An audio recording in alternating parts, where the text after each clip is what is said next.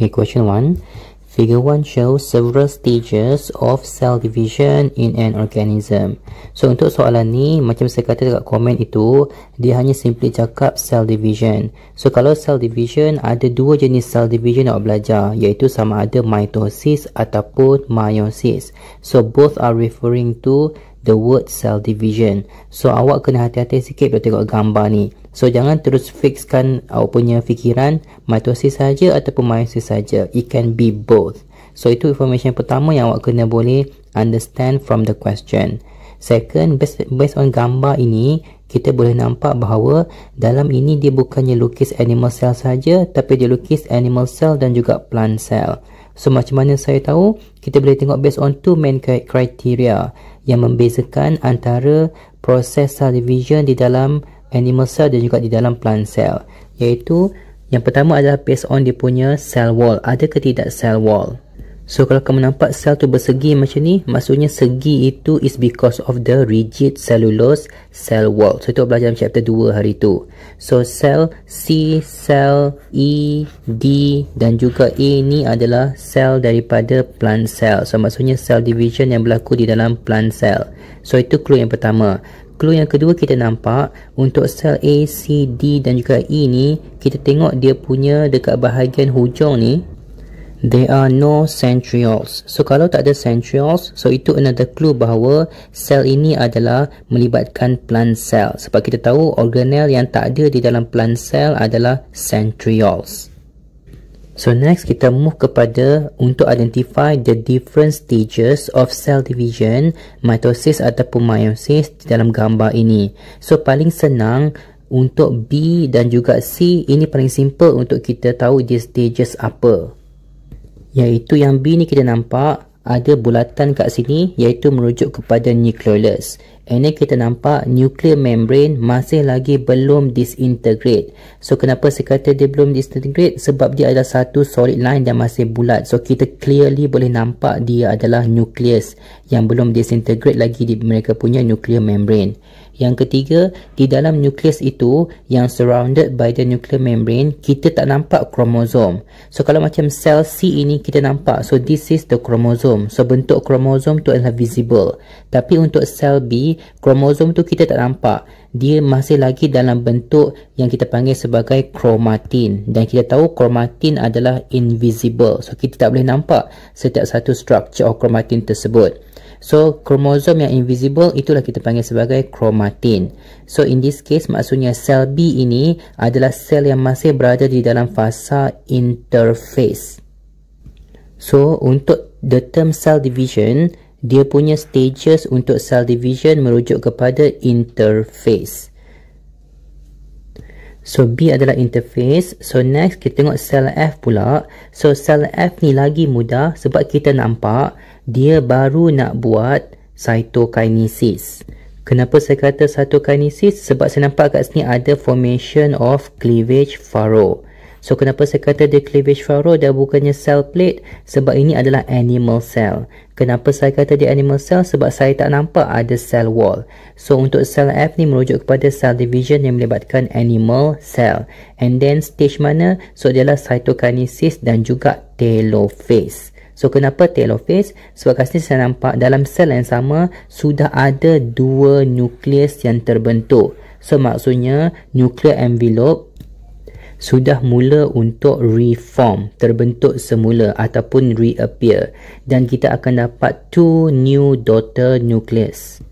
At the same time, kalau kita tengok dalam nukleus itu, dia punya kromosom sudah start untuk uncondense dan become invisible. So, kita sudah tidak nampak specific structure of the chromosome, tapi kromosom tu still tebal lah, cuma dia tak bentuk macam bentuk yang spesifik dekat atas ni. So, maksudnya dia sudah start to uncondense dan become invisible, dan tak lama lagi dia akan menjadi semula chromatin. So, maksudnya F ni adalah fasa stage telophase. So, itu untuk sel F, iaitu telophase melibatkan animal cell. So, next kita tengok sel A pula. So, sel A ni melibatkan plant cell. So, clue yang paling utama yang kita boleh nampak kat sini adalah kromosom dia tersusun dekat satu line yang lurus. So, ini maksudnya dia merujuk kepada proses metaphase.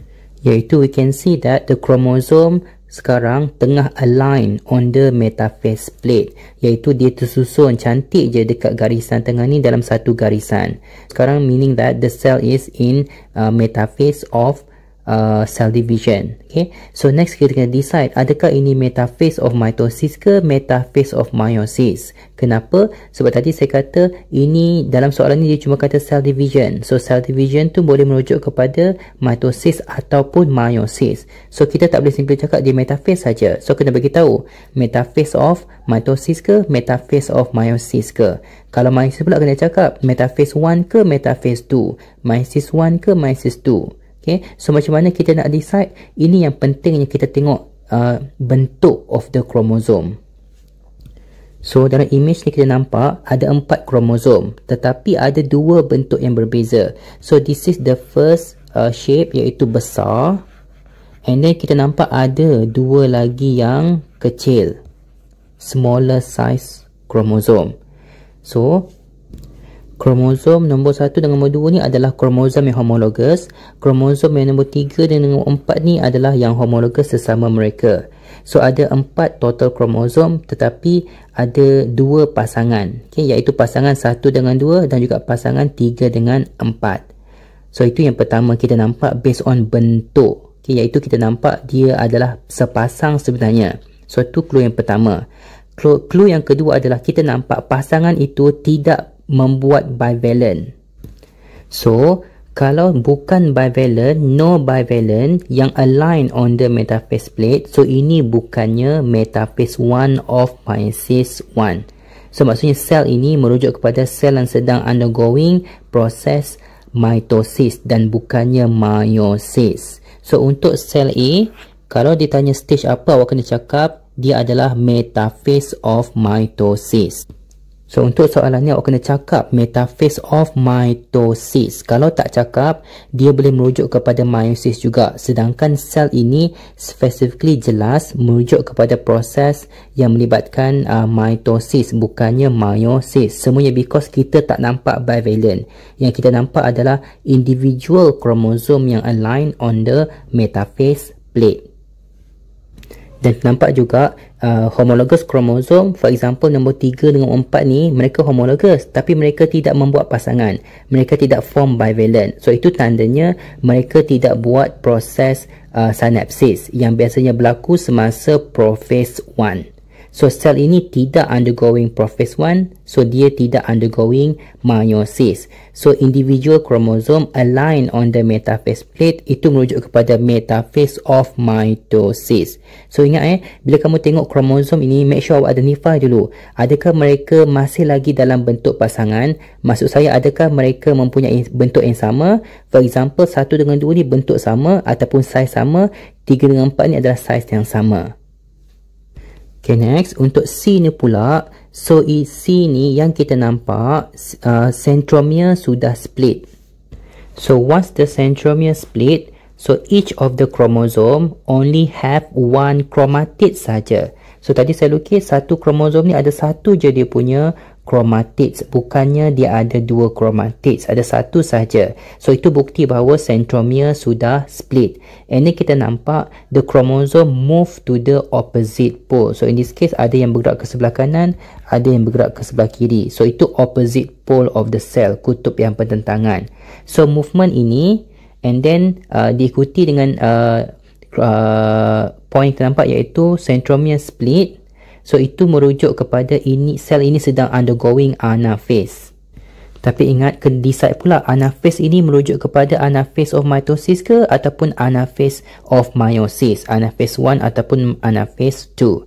So macam mana kamu nak tahu dia mitosis ke meiosis? Back to yang saya kata tadi, iaitu tengok bentuk dia. So kasih kita nampak bentuk yang pertama macam ni, bentuk yang kedua macam ni. So kalau saya combine balik mereka ini semasa metaphase, dia akan nampak macam ni. So ini adalah kromosom yang pertama, so ini adalah kromosom yang kedua. Iaitu kromosom yang kedua ni yang paling obvious, iaitu satu kaki dia pendek, satu lagi kaki dia panjang. So yang atas tu pendek, yang bawah tu kaki panjang. So bentuk dua kromosom ini tidak sama. So ini kita nampak dia tak sama. So maksudnya these two chromosomes are not homologous chromosomes. So, kalau dia non-homologous, so maksudnya mana pergi dia punya homologous tu? Sebab semua diploid organism, semua organism yang 2N mesti ada homologous kromosom. Tetapi kat sini kita nampak dia tak ada homologous dia. Yang ada 2 ekor ni mereka tidak homologous antara satu sama lain. So kenapa? Kenapa tak nampak dia punya homologous dia? So the only reason for that is because homologous itu sudah separated between each other. So ingat balik pada masa bila homologous chromosome separated, semasa meiosis 1, iaitu anaphase 1 yang akan separatekan homologous chromosome. So maksudnya kalau sel ini sudah undergoing meiosis 1, so sel ini sedang undergoing meiosis lah maksudnya.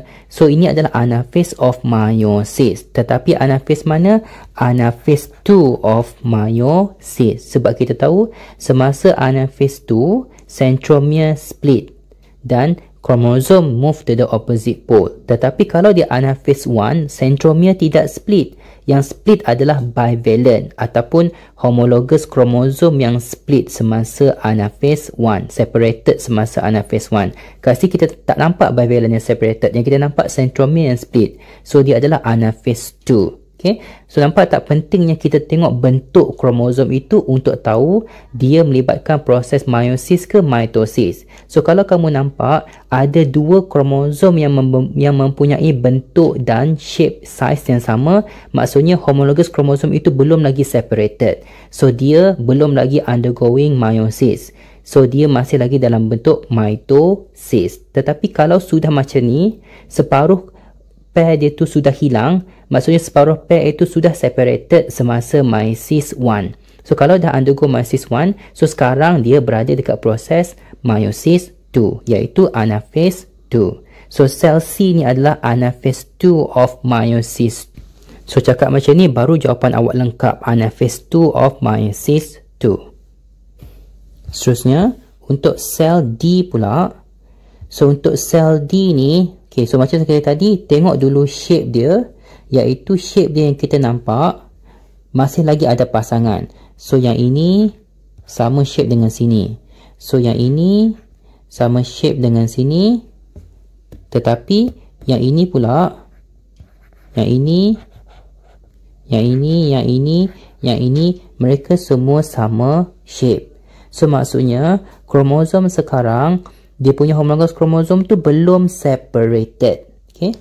So, maksudnya sel D ini adalah sel yang undergoing anaphase of mitosis. Kenapa anaphase of mitosis? Kenapa bukan meiosis? Sebab the homologous chromosome did not separated. Maksudnya masih ada lagi pasangan dia. So, ini satu kromosom. So, this is the second chromosome sebelum centromere tu split lah, iaitu semasa metaphase. So, kalau saya lukis balik semasa metaphase, so kromosom yang biru ni adalah sepasang, iaitu homologous. Kromosom yang merah ni pun adalah sepasang, iaitu mereka adalah homologous. Cuma mereka tidak duduk sebelah-sebelah sebab ini bukannya proses meiosis. Hanya meiosis saja, iaitu masa prophase 1 saja, kromosom yang sepasang ini menjadi pasangan, iaitu kita panggil sebagai proses sinapsis untuk membentuk bivalent. So apabila mereka duduk sebelah-sebelah baru kita panggil sebagai sepasang, iaitu bivalent. Sekarang masa mitosis, mereka ada pasangan, cuma mereka tidak membentuk pasangan. Maksudnya mereka tidak duduk sebelah-sebelah. Okay. So kalau mereka tak duduk sebelah-sebelah, so itu adalah proses mitosis. So stage mana? Stage anaphase. So D adalah anaphase of mitosis. Okay, next compare dengan E pula. Yang ini paling senang lah sebab kita nampak ada formation of bivalent. So ada 2 bivalent dekat sini. So kalau dah ada bivalent, maksudnya sekarang adalah proses meiosis. So meiosis mana? Meiosis 1 ke 2? So meiosis 1 lah. Sebab dalam meiosis 1, the bivalent baru nak separated, iaitu semasa anaphase dia separated. Dan semasa sekarang, iaitu metaphase, dia baru nak align on the metaphase plate. So bivalent tu yang align. Kalau dia adalah meiosis 2, dia akan jadi individual kromosom yang align on the metaphase plate. So sekarang dia adalah metaphase 1 of meiosis 1. So sekali lagi saya kata, so make sure jangan terus assume dia mitosis ataupun meiosis. So awak kena tengok behavior of the chromosome, iaitu merujuk kepada pergerakan kromosom itu, dia susun kat mana, dia pergi kat mana, dia form bivalent ke tidak. Semua itu merujuk kepada chromosomal behavior, okay, perbuatan kromosom. So itu yang pertama. Yang kedua, kena tengok bentuk dia, sebab bentuk itu untuk tolong kita bagi tahu dia meiosis ke bukan, meiosis 1 ke meiosis 2. So shape of the chromosome tu sangat penting. So itu cara kita baca gambar untuk cell division ini. So sekarang kita tahu semua sel ini dan apakah stages of cell division mereka berada. Okay, so untuk question A, metaphase of mitosis adalah A, anaphase 2 of meiosis is C, replication of DNA adalah B. So untuk yang ini awak kena faham bahawa replication of DNA akan berlaku semasa S phase, iaitu S phase yang kita tahu S phase berlaku semasa interphase. So interphase ada 3 stages, iaitu G1, S dan juga G2. So itu adalah stages of cell division. So S phase sebahagian daripada interphase. Okay, that's why kita panggil dia stages juga untuk interphase ni. So untuk soalan yang nombor 3 ni, A3 ni, jawapan adalah B juga, iaitu interphase. Next, anaphase mitosis adalah D, and then arrangement of the bivalent. So dia tak kata metaphase, tapi dia describe metaphase tu apa, iaitu apabila bivalent yang align on the equator, iaitu untuk sel E. Okay, question B pula, list 2 differences in the behavior of chromosome during prophase of mitosis dan versus prophase 1 of meiosis. So awak perlu compare dari segi behavior kromosom saja dan semasa stage prophase saja, prophase of mitosis versus prophase 1 of meiosis 1. So untuk comparison tu awak boleh guna nota ini yang saya bagi untuk aktiviti GM 2 minggu lepas. So dalam aktiviti ni saya dah compare siap-siap apa yang berlaku untuk setiap stages semasa mitosis versus meiosis 1 versus meiosis 2. So in this case soalan nak kita compare semasa prophase dan juga semasa prophase 1 of meiosis 1. So comparison dia adalah awak kena cakap during prophase of mitosis there is no synapsis. Tetapi, but during prophase 1, synapsis occur to form bivalent. So, itu comparison pertama. Comparison yang kedua, boleh buat, there is no bivalent ataupun tetrad form. Tetapi, semasa prophase 1 or meiosis 1, there is formation of bivalent or tetrad form. Okay, bivalent ke tetrad ke samalah. Guna salah satu sahaja, tak perlu dua-dua. So, the third comparison, kita boleh cakap, there is no crossing over or no chiasmata form. But during prophase 1 or meiosis 1, there is crossing over or there is chiasmata form. So itu point yang ketiga. Point yang keempat boleh juga cakap related to the crossing over. So since there is no crossing over, so during prophase 1, the sister chromatids are genetically identical. But the sister chromatid in prophase 1 of meiosis 1, they are not genetically identical. So total point boleh dapat 4 point. Yang penting awak kena buat dalam full sentence dan mesti guna perkataan but untuk bagi tahu apa yang berlaku semasa prophase, but apa yang berlaku semasa prophase 1 of meiosis 1. So ada 4 total marks yang boleh kita dapat untuk soalan comparison ini. Tapi ingat kena compare untuk behavior kromosom sajalah. So point tadi yang saya bagi tu untuk behavior kromosom saja. So jangan guna point-point lain yang tak ada kaitan dengan kromosom. For example, kamu kata movement of centriole, spindle fiber form, itu semua tak ada kaitan dengan kromosom. Dia nak behavior kromosom saja. So kita kena bagi jawapan apa yang soalan tu minta. Okay, next untuk soalan C, the chromosome number of a chicken. So chicken dia kata ada 78. So kalau dia kata chicken 78, so basically dia nak kata chicken itu adalah 2n equals to 78. Sebab chicken merujuk kepada animal, iaitu organism. Dan organism mesti diploid. So itu kenapa kita tulis 2n, sebab dia adalah diploid organism. Dan 78 ni adalah jumlah kromosom dalam chicken tersebut. So dia beritahu dah 2n equals to 78. So kalau chicken itu 2n equal to 78, so berapa kromosom yang chicken itu dapat daripada setiap parent? So ini basically kita kena faham bahawa animal will get half of their chromosome. Animal tu termasuk chicken lah. Kita pun dalam kumpulan animal juga. So, 2N organism akan dapat kromosom iaitu N setiap daripada parent dia. Kenapa? Sebab kita kan datang daripada sperm yang fertilize dengan egg. Sperm adalah N, egg juga adalah N. So, after fertilization, jadilah kita iaitu dia punya offspring dia. Dia punya zygote dia iaitu 2N. So, maksudnya, kalau yang asalnya 2N equals to 78, so kita akan dapat separuh N tersebut daripada each parent. So maksudnya dia minta berapakah kromosom dalam N tersebut. So basically 78 bagi 2 dapatlah N equals to 39. So itu untuk jawapan C1. Next, how many in the chicken's gamete? So berapa kromosom dalam chickens punya gamete? So samalah macam tadi. So kita 2N sebab kita dapat separuh daripada mak, separuh daripada bapa. So separuh daripada mak tu datang daripada egg, separuh daripada bapa tu dalam bentuk sperm. So gametes itu merujuk kepada sperm dan juga egg lah. So maksudnya dia nak kata berapa kromosom di dalam sperm dan juga egg, iaitu N sama dengan 39. So in this question dia kata in somatic cell. So ingat balik somatic cell tu merujuk kepada any cell yang buat mitosis. So untuk cell yang buat mitosis, the number of chromosome in the daughter cell is the same as the parent cell. So for this question, kalau dia kata tadi chicken memang 2N sama dengan 78. So the whole somatic cell itu akan ada jumlah yang samalah sebab most of our body cell dalam badan kita adalah somatic cell.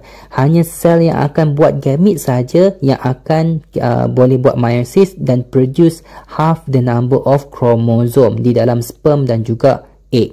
So ni just a trick question saja untuk uji awak faham tak masuk somatic cell, iaitu sel yang buat mitosis. So kalau buat mitosis, asal dia 2N sama dengan 78, dia punya products pun 2N sama dengan 78. So the answer is still 2N equals to 78 for the number of chromosome in somatic cell of chicken. So question number 2, show the chromosomal behavior during 2 stages of cell division. So kat sini dia kata cell division, so macam saya kata tadi, boleh jadi mitosis, boleh jadi meiosis. So macam mana nak tahu dia mitosis ke meiosis? Kita tengok gambar ni. So in this gambar, kita nampak sel P ini, untuk yang P ini, dia nampak adalah separation of the bivalent. So ada sepasang hormon kromosom kat sini dan mereka sedang separated. So maksudnya dia adalah anaphase 1 of meiosis 1. So kalau sel ini adalah anaphase 1 of meiosis 1, so maksudnya ini adalah anaphase 2 of meiosis 2. So overall sekarang soalan ini merujuk kepada proses meiosis saja, tak ada proses mitosis. Okay, so at this point kita sudah tahu bahawa sel ini, sel division kat sini merujuk kepada proses meiosis dan bukannya proses mitosis. So question A, so name the stages. So stages dia adalah anaphase 1 of meiosis 1 dan juga anaphase 2 of meiosis 2 untuk sel Q. So next question, describe the differences between stages P and Q. So kita basically compare anaphase 1 dengan anaphase 2. So for this question, back to latihan yang saya bagi sebelum ni. So bila kita compare anaphase 1 dengan anaphase 2, kita boleh compare semasa anaphase 1 centromere did not split ataupun sister chromatid still attached at the centromere untuk anaphase 1. But in anaphase 2, the centromere split due to shortening of the spindle fiber. So itu poin yang pertama. Poin yang kedua, in anaphase 1, siapa yang separated? Bivalent yang separated. And homologous chromosome, kalau kromosom saja pun boleh, move to the opposite pole. But in anaphase 2, sister chromatid yang separated. Kenapa sister chromatid separated? Sebab centromere sudah split tadi. Dan once the sister chromatid separated, chromosome will move to the opposite pole. So point yang pertama ni penting. Siapa yang separated? Bivalent ke sister chromatid? And then before that bagi tahu, centromere tu split ke tidak? Split. So itu 2 point untuk compare anaphase 1 dengan anaphase 2 in terms of chromosome behavior. Next, compare the differences between mitosis dan juga meiosis. So, untuk soalan ini, kamu kena compare overall mitosis process dengan overall meiosis process. Kamu tak perlu compare spesifik. For example, kamu kata prophase of mitosis, lepas tu prophase 1 of meiosis. Tak boleh, sebab dia minta proses meiosis itu secara keseluruhan. So, kita kena compare differences antara mitosis dengan meiosis secara keseluruhan. So, ini pun ada saya buat dalam saya punya latihan itu. Ada 5 general comparison antara proses mitosis dengan meiosis. So, boleh cakap mitosis occur in somatic cell, but meiosis occur in germ cell. So, itu yang pertama. Yang kedua, boleh juga cakap mitosis, the daughter cells are genetically identical, but in meiosis, daughter cells are genetically varied ataupun not genetically identical pun boleh. The next comparison is in mitosis, 2 diploid cell ataupun 2 diploid daughter cells are produced, ataupun the daughter cells have the same chromosome number as the parent cell, but in meiosis 4 haploid daughter cells are produced, ataupun the number of chromosome in daughter cells is reduced by half during meiosis. So, itu comparison ketiga. Comparison keempat adalah in mitosis, cytokinesis only occur once, but during meiosis, cytokinesis occur twice, iaitu selepas meiosis 1 dan juga selepas meiosis 2. So, that's why ada 4 daughter cell tadi, sebab cytokinesis dah berlaku sebanyak 2 kali. So, the last comparison adalah during mitosis, daughter cells can undergo mitosis dan juga meiosis, but in meiosis, the daughter cell can only undergo mitosis but not meiosis. So, untuk last point ni, saya dah explain dalam video tersebut. So, kalau kamu tak faham untuk point yang terakhir ni, awak tengok balik video tadi. Video yang saya explain pasal table ni semua. Comparison antara mitosis dan juga meiosis. So, two mechanism on how meiosis boleh menyebabkan variation di dalam daughter cell. Sebab kita kata tadi meiosis, the daughter cells are not genetically identical. So, kenapa mereka tak identical? So, kena beritahu proses apa yang berlaku semasa meiosis menyebabkan mereka tidak identical. So, ingat balik what happened during meiosis 1, iaitu prophase 1. So, apa yang berlaku kat situ? Iaitu pairing of the homologous chromosome to form bivalent. So, apa kesan pairing tersebut? Iaitu akan berlaku crossing over. So, apa yang berlaku semasa crossing over? Akan ada exchange of genetic material. So, exchange itulah yang menyebabkan daughter cell tidak identical. So, point yang pertama, mekanisme dia adalah kita panggil sebagai crossing over ataupun exchange of genetic material. So, itu point yang pertama. So, lepas point yang pertama, kaitkan dengan stages. So, stage mana berlaku crossing over tadi? Iaitu prophase 1 of meiosis 1. So, itu untuk dua markah yang pertama. Next, the second mechanism yang boleh menyebabkan the daughter cells are not genetically identical. So, ni kita kena relate balik dengan chapter 4, iaitu berkaitan dengan independent assortment. So, different pair of allele can assort independently of each other along the metaphase plate during metaphase 1 of meiosis 1. Okay, so basically itu adalah independent assortment.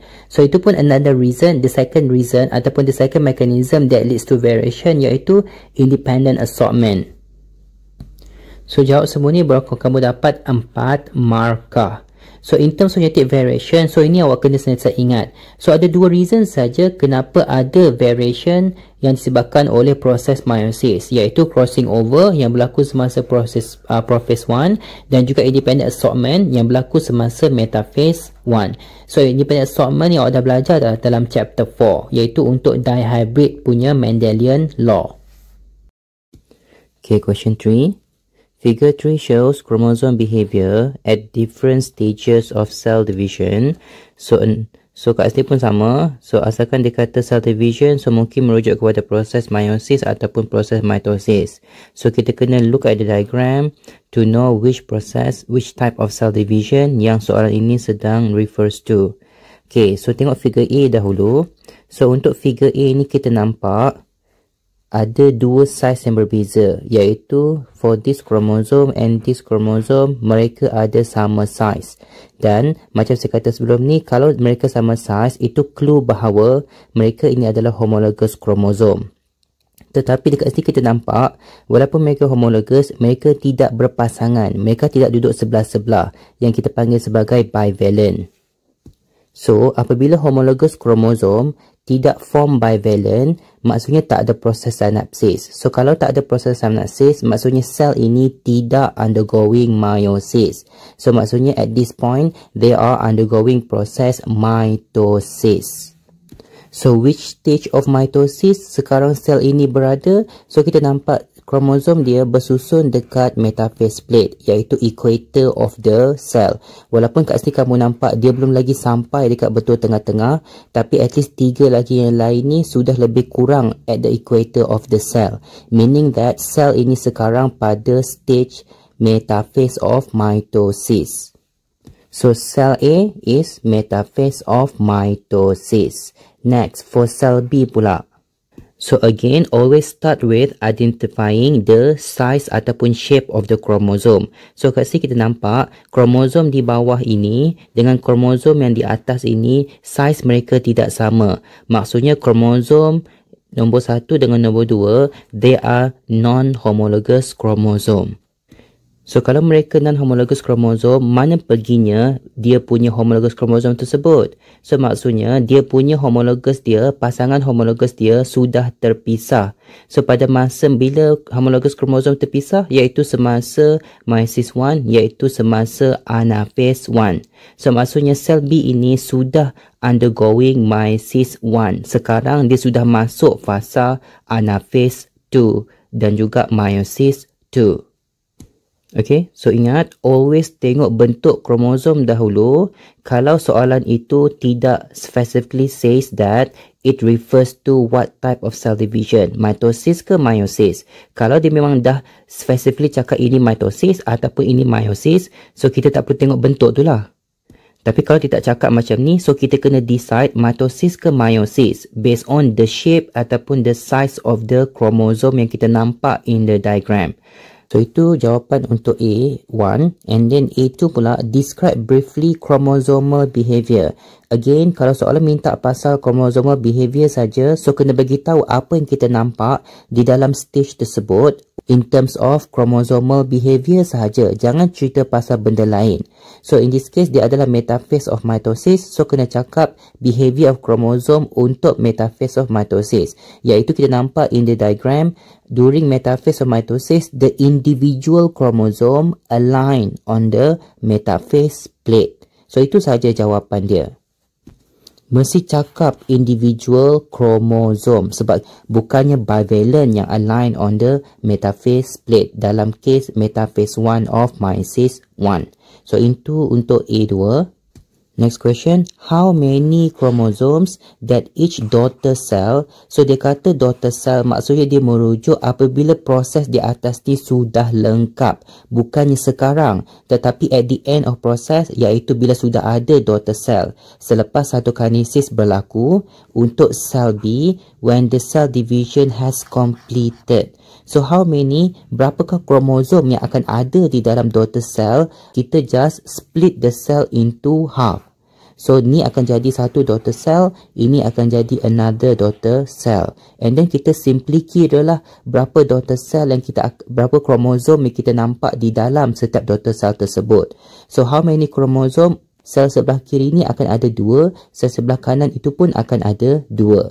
Tapi bila kita tulis jumlah kromosom, tak boleh simply tulis nombor saja. For example, kamu kata dia just 2 saja. Tak boleh. Sebab sel, kita kena cakap dia diploid ke haploid. So, in this case, proses ini adalah proses meiosis. Daughter cell dia mesti N. Sebab dia adalah haploid. Itu karakteristik untuk semua daughter cell yang sudah undergo meiosis. So, kena tulis N equals to 2. Baru boleh dapat markah. 2 saja tak boleh. So, sentiasa tulis ploidy number dahulu equals to apa. Tak boleh simply tulis dia punya chromosome number sahaja. Next question, name the organelle found in this cell which is animal cell that does not exist in plant cell. So, ini basically comparison antara plant cell dengan animal cell, iaitu the only answer is berkaitan dengan ada ke tak centriole ataupun ester. For question B dan juga C, ini kamu boleh rujuk saja dalam otak awak. So, ni simple saja. Next, untuk D, exposure to specific chemical can cause abnormalities during cell division. So basically kalau ada chemical, sesuatu chemical, dia boleh menyebabkan masalah kepada proses cell division. Lepas tu dia kata predict, jangkakan the Ploidy number. So the term Ploidy number merujuk kepada jawapan dia sama ada kamu letak N ke, 2N ke, 3N ke, 4N. Itu maksud Ploidy number. Kalau 2N diploid, kalau 1N itu adalah haploid. So itu saja, tak perlu bagi tahu dia punya chromosome number. Sebab soalan just minta Ploidy number saja. What is the Ploidy number kalau spindle fiber fail to form during meiosis 2? So, kamu jangan pening-pening.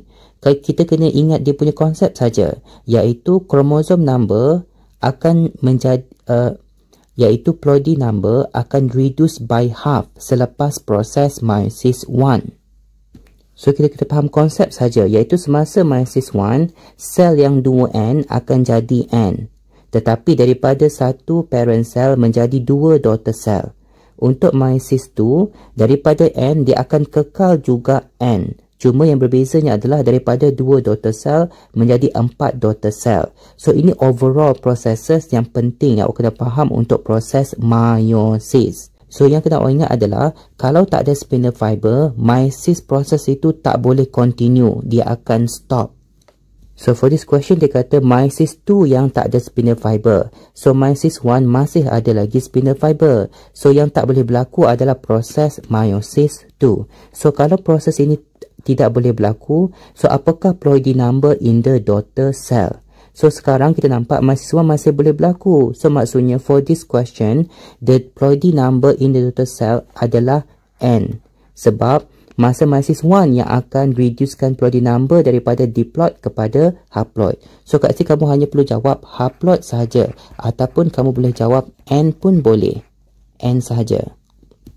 Okay, for the last question, cytokinesis fail to occur. So awak kena faham apakah itu proses cytokinesis, iaitu untuk separatekan cytoplasm of the cell. Tak ada kaitan dengan separation of the nucleus. So kalau cytokinesis tidak berlaku, apa yang terjadi adalah daughter cell itu masih lagi di dalam cytoplasm yang sama, tetapi nukleus mereka sudah separated. So itu awak kena faham untuk konsep failure in the cytokinesis. So nucleus akan still separated, tetapi mereka duduk dalam cytoplasm yang sama. So this is the daughter cell kalau cytokinesis tidak berlaku. So next dia kata during mitosis. So kita kena ingat konsep mitosis, iaitu in mitosis parent cell yang 2N akan still produce daughter cell yang pun masih 2N. So Ploidy number in the parent cell and the daughter cell are identical for cell yang undergoing mitosis. Bezanya adalah parent cell 1 akan menjadi daughter cell yang 2. So itu tujuan utama untuk kita buat proses mitosis. So meaning that setiap daughter nucleus kat sini masih lagi 2N dan juga 2N. So Ploidy number of the cell merujuk kepada the whole thing. Walaupun nukleus dia adalah 2N, tapi sekarang soalan kata cell. So this is the entire cell, cuma cell ini sekarang ada 2 nukleus di dalam dia sebab cytokinesis tidak berlaku tadi. So what is the Ploidy number? Kamu kena tambah je lah. So total Ploidy number for this daughter cell adalah 4N. Ataupun dalam wording dia kita panggil sebagai tetraploid. So itu sahaja jawapan untuk question ini.